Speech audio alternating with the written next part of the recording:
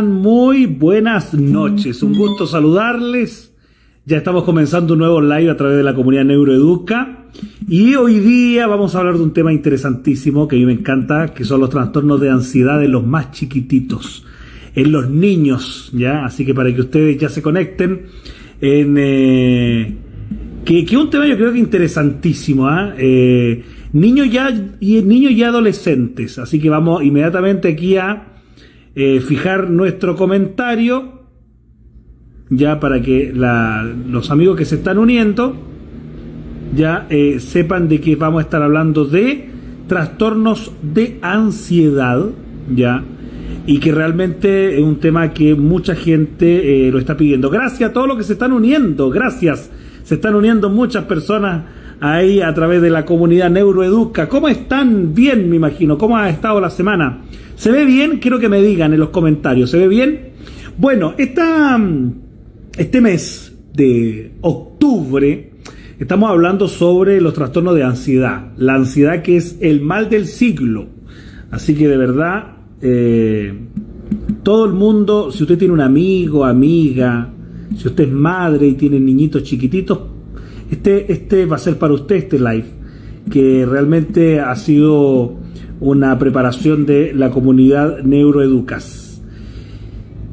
A ver, ahí vamos a fijar el comentario. Listo, muy bien. Desde Quito, Ecuador, Juanito Armas. Gracias, Juanito. Bueno, estamos con nuestro buen amigo, que es el creador de Hablemos de TOC, de obsesivo compulsivo, digo.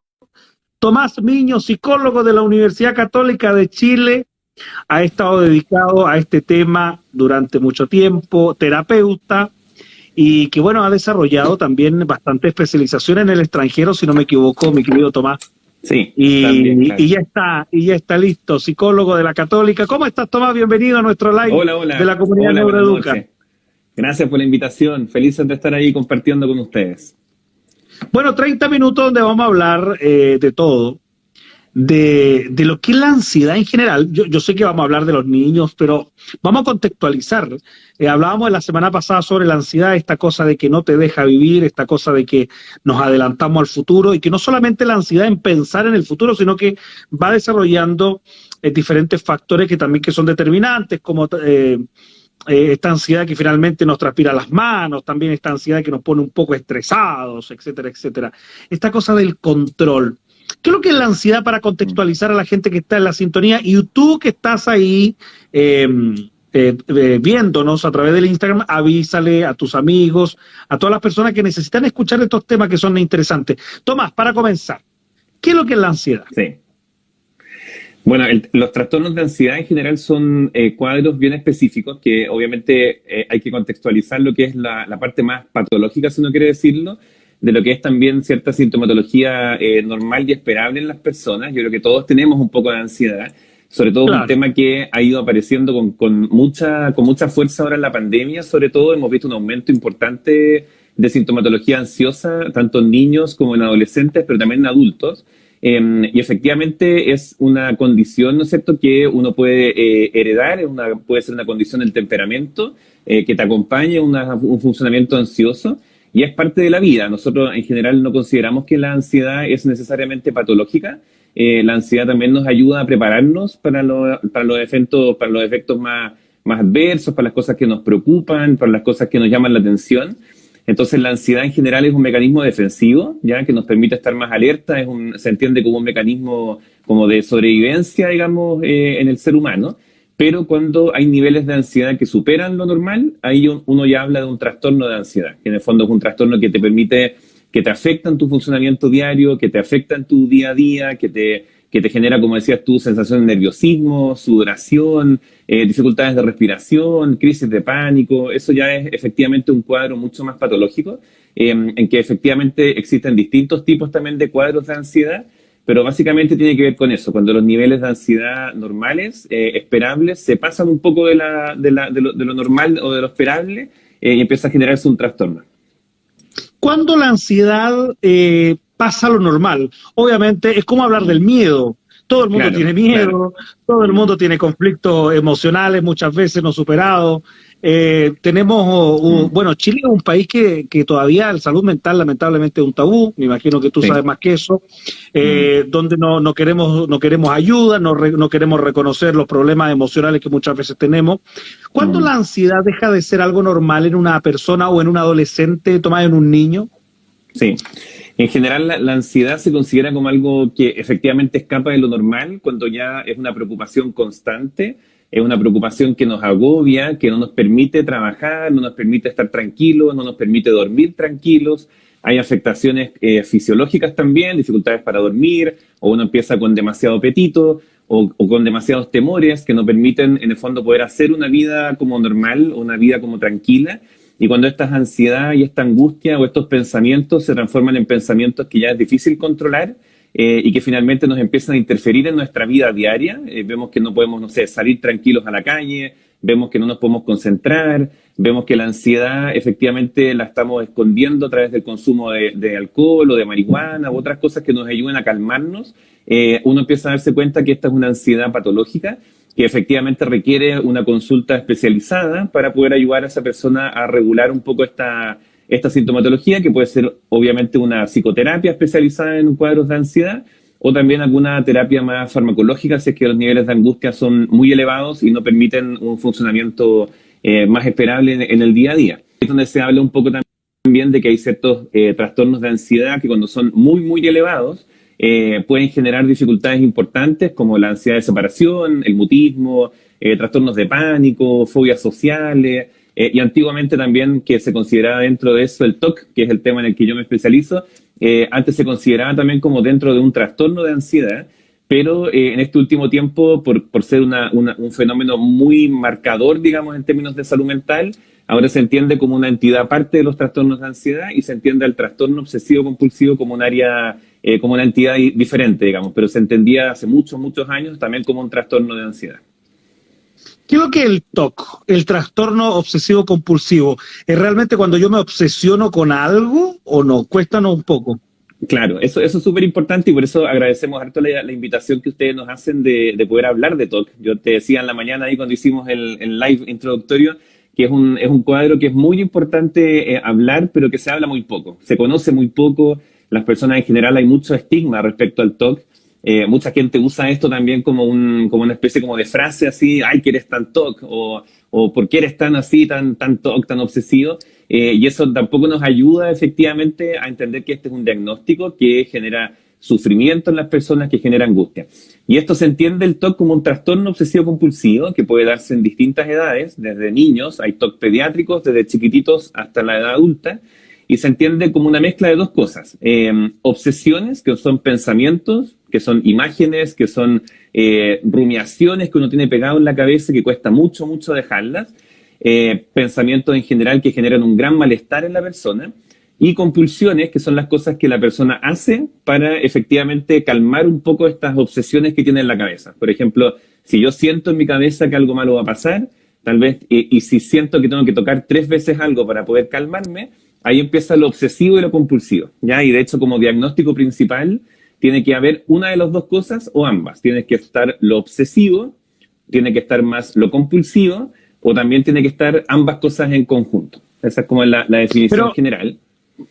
Bueno, obviamente que se entiende, pero se da en los niños, se puede dar, por ejemplo, en la comida, algo muy, por ejemplo, muy normal, estar Claro. ansioso de comer, y mira, estoy viendo este dulce y no me quedo tranquilo hasta que me come el dulce, algo así para entender Claro, o no. claro. Se puede dar en distintos elementos. Se puede dar en temas alimentarios, se puede dar en conductas específicas, se puede dar en distintas áreas. Y de hecho, en general, lo que se ha visto más ahora es, por ejemplo, los TOC que tienen relación con el tema de la contaminación. Por ejemplo, como sentir que estoy contaminado, que se ha dado mucho por la pandemia y que entonces tengo que lavarme las manos para sentirme que estoy tranquilo, ¿no es cierto? Claro. Pero se puede dar en distintas áreas, digamos, como en temas de alimentación, en temas de ordenar las cosas con un cierto orden para sentirme tranquilo.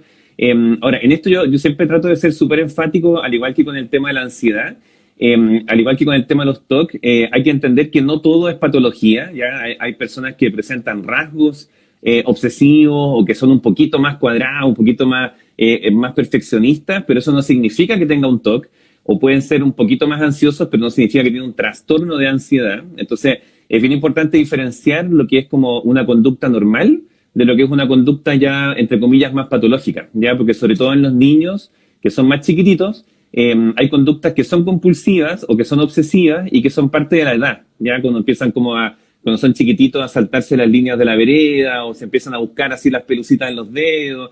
Son conductas que son un poquito obsesivas, pero que son parte de la edad, no configuran un trastorno específicamente como que haya que preocuparse por eso.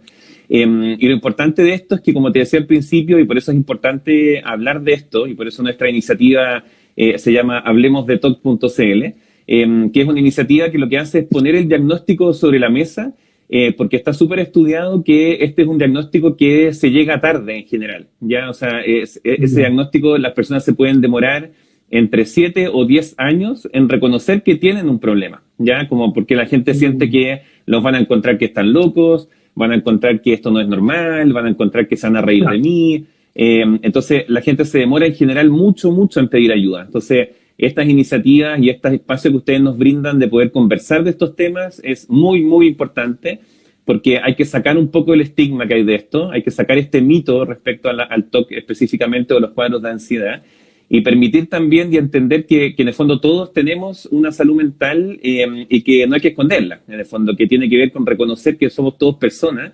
y que podemos efectivamente a veces presentar problemas. Nos cuesta, nos cuesta. Yo creo que el ser humano es uno de los desafíos que tiene. Cuesta aceptar que tenemos problemas, que necesitamos muchas veces ayuda, que necesitamos cambiar nuestro carácter, etcétera.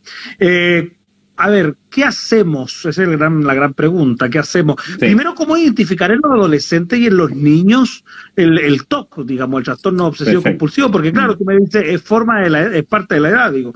Entonces, a lo mejor la mamá o el papá que nos está viendo dice, no me preocupo, digamos. ¿Cómo se identifica con eso? Perfecto. Eso es súper importante porque además en Chile no hay estudios muy actuales respecto a esto, pero se cree que hay un 3 o un 4% de la población chilena que tiene TOC, ¿ya? Y se cree que va a ser cada vez más alto después de la pandemia.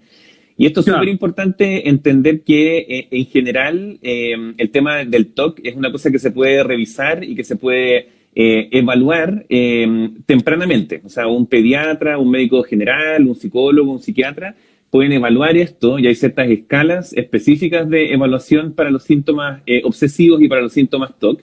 Pero lo más importante acá es que hay ciertas condiciones que tienen que darse. O sea, tiene que darse una obsesión con una compulsión por separado o juntas, tiene que interferir en la vida diaria de la persona y tiene que darse por más de 1 hora al día. Ya, esas son como las condiciones con las que uno dice, en realidad está muy pegado en esto, parece que le está generando angustia. Si yo veo, por ejemplo, que un hijo mío juega y ordena todas las cosas y es muy ordenado, uno podría pensar como, claro, es ordenado, pero por ejemplo, si alguna vez yo le desordeno el orden de los juguetes, o si de repente no lo dejo ordenar los juguetes y con eso se angustia, se desespera, se pone a llorar, siente que tiene que hacerlo para poder seguir jugando, para ir a acostarse, ahí uno habla de que es un nivel de obsesión o de compulsión más fuerte de lo que uno esperaría. Y ahí es súper importante consultar tempranamente. Ya en general también hay muchas familias que a veces se demoran en consultar y es muy importante en el fondo como poder entregar esa ayuda de manera oportuna.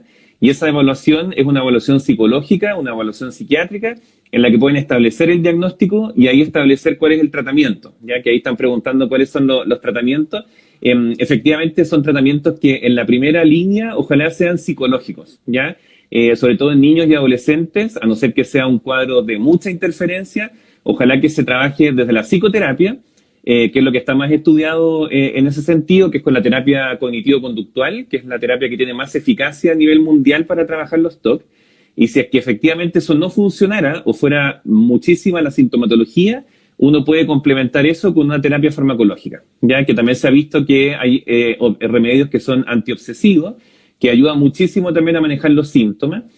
Ahí es muy importante que yo siempre enfatizo en que este tipo de terapia es una terapia en la que uno necesita especializarse y es una terapia muy puntual, que tiene ciertas estrategias muy puntuales de poder acompañar al paciente a que enfrente estos temores, que por ejemplo si tiene que tocar algo u ordenar algo, uno lo que hace justamente con la terapia es que pueda enfrentar ese temor y darse cuenta que si yo hago o no hago lo que mi cabeza me pide, porque finalmente este es un trastorno en el que las personas se sienten muy atrapados por su cabeza, como que se sienten como que la cabeza los dominara.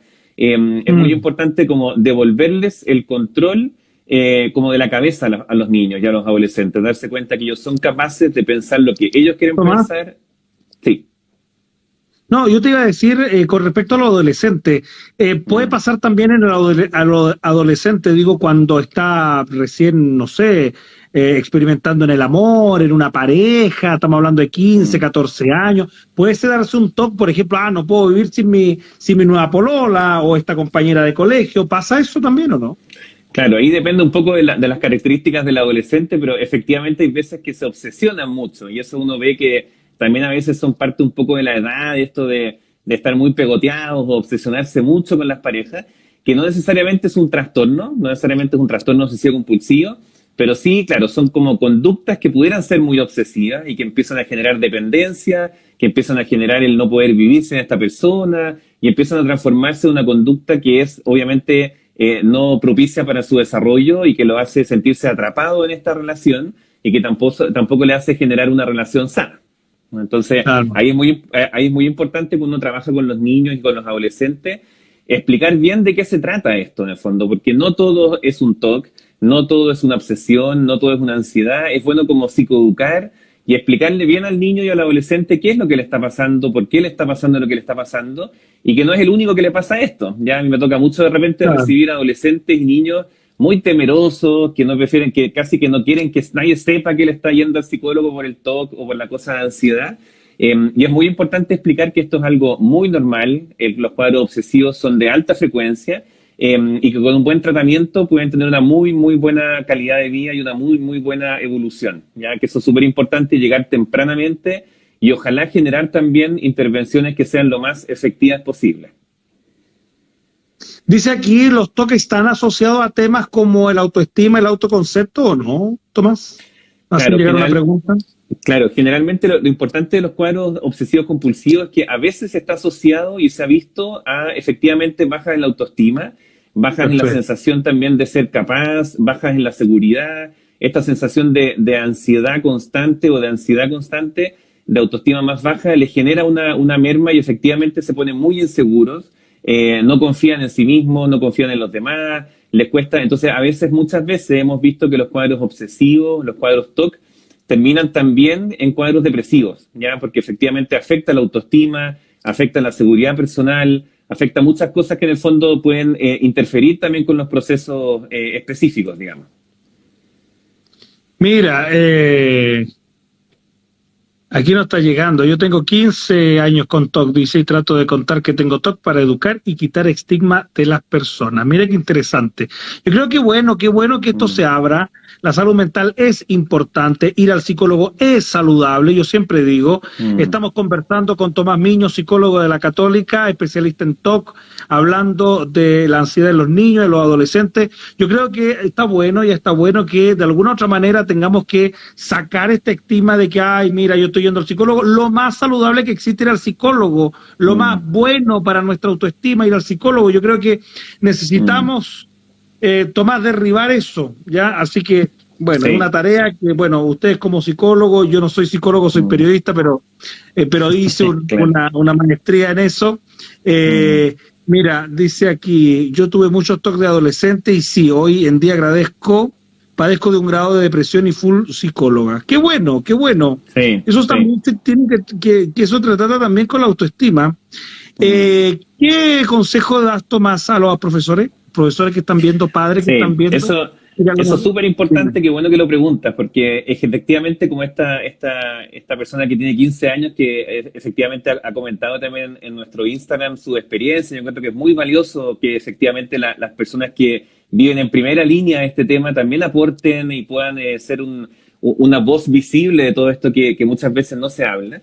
Entonces, efectivamente es súper importante el trabajo en los colegios. Ya a mí me toca mucho intervenir en colegios.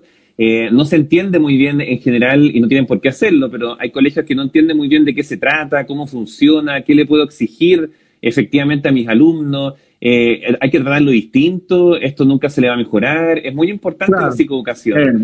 Y en los colegios es muy importante también el comprender que esto es un problema de salud mental que requiere una comprensión, que requiere una validación, que requiere no enjuiciar, que requiere comprender que es un niño que está sufriendo, que es un adolescente que está sufriendo y que necesita apoyo, que necesita ayuda. En eso es súper importante que si yo como profesor no entiendo mucho del diagnóstico, es bueno que yo hable con el equipo del colegio, con el psicólogo, psicóloga del colegio, que hable con los papás del niño, que me informe respecto a eso. Nosotros tenemos esta página que es www.hablemosdetoc.cl o @hablemosdetoc.cl, donde hay mucha información para papás, para profesores, para adolescentes, para niños, y que lo más importante es que efectivamente puedan entender de qué se trata y cómo yo desde el colegio lo puedo ayudar, que tiene que ver con comprender que es un niño que va a estar más distraído en la sala de clase, que puede ser que esté pensando muchas cosas mientras está hoy en la clase, que le cueste concentrarse, que tal vez no pueda rendir una prueba de buena manera, y para eso tengo que entender que esto es un problema real, que le trae dificultades y que si yo no sé como colegio... Claro, ¿de qué se trata también? Exacto. Claro. Y eso es muy importante porque mientras más yo sepa qué es lo que le pasa a mi alumno, digamos, es mucho más fácil también saber cómo poder ayudarlo. Oye, hay muchos que nos están escribiendo aquí, agradecer a tanta gente que los días jueves se conecta. Sí hay que hablar del TOC, hay que contarle a las personas. Yo terminé un libro para niños, por lo que chicos de mi edad saber que tienen TOC se asustan. Y estoy a 100% enfocado en los adolescentes. ¿Puede ocurrir a primera infancia? Soy educadora de párvulo y me imagino que sí, el TOC puede ocurrir a primera infancia, ¿o no? Claro, eso es súper importante. Efectivamente, a mí me llegan pacientes, o nos llegan pacientes a nosotros, niños chiquititos, digamos, de 2 o 3 años, que empiezan con sintomatología obsesiva, que se llaman TOC pediátricos, y generalmente los TOC pediátricos se dan más en los hombres, ¿ya? Eso es súper importante. Tiene mucha más carga familiar. Este es un cuadro que tiene muchísima herencia genética. Entonces, si yo como papá, yo como mamá, o mi abuelo, o alguien tuvo un TOC, o yo tengo un TOC, hay que estar muy atento a las señales porque es un cuadro que tiene mucha herencia genética. Entonces, es probable que si empieza un TOC pediátrico a los 2, 3, 4 años, tenga una muy alta carga genética, ¿ya? Y efectivamente a los niños más chiquititos les cuesta entender lo que es esto también, ¿ya? Como que les cuesta... darse cuenta si son ideas normales o no, les cuesta enjuiciarlo. Entonces, la capacidad de entender lo que les está pasando es más baja y por tanto les cuesta mucho más pedir ayuda. Como que no creen que esto es algo que no es normal o que les hace o que les dificulta la vida. Entonces, efectivamente, cuando van creciendo, uno puede empezar a darse cuenta de que esto sí les afecta. Entonces, sí puede darse perfectamente en un niño de preescolar.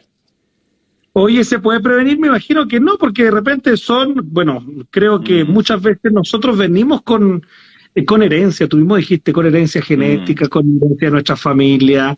Prevenir, nos preguntan acá, ¿se puede prevenir? No sé, yo creo que claro, hay muchos métodos, psicoterapia, meditación, técnica de respiración. ¿Se puede prevenir o no?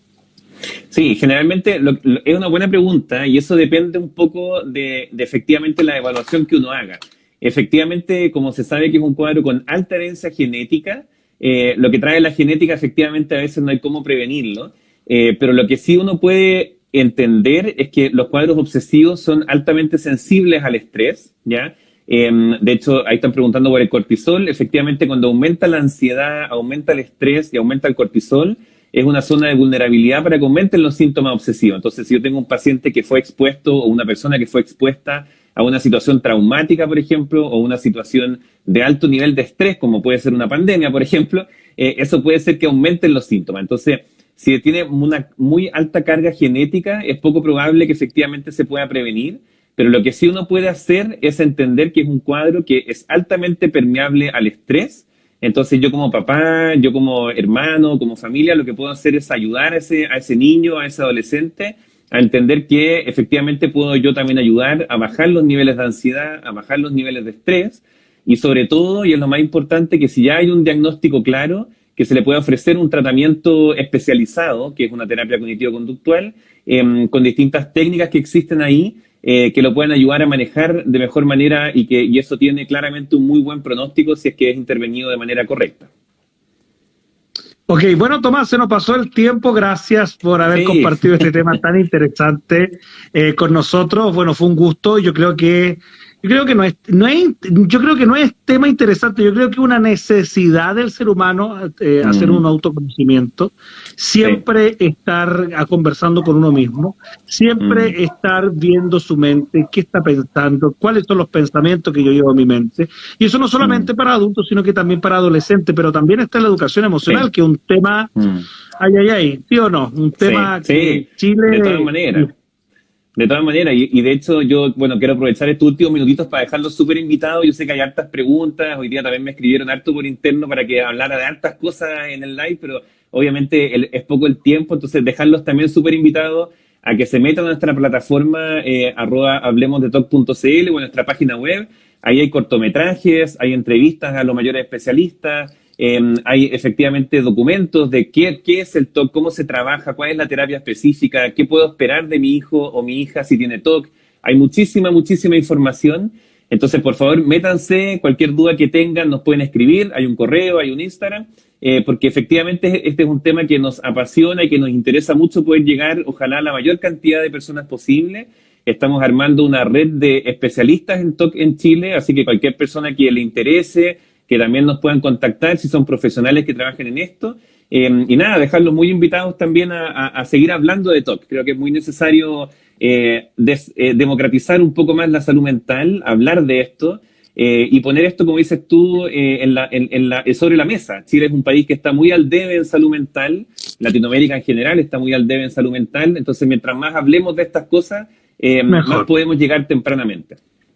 Oye, dice, 1000 gracias por este espacio, aprendí de una, dice, es una inversión, bueno, tantas personas, saludos desde Perú, muchas gracias, dice Angélica Cerda, un abrazo, Tomás, gracias por el espacio, nosotros, gracias a todos los que se conectaron todos los días jueves a las 9 de la noche, tenemos un tema interesante este mes con salud mental, con ansiedad y cómo podemos ser cada día mejores. Gracias, Matías, un abrazo, que estén bien, hasta la próxima. Bien, cuídense, chao. Chao.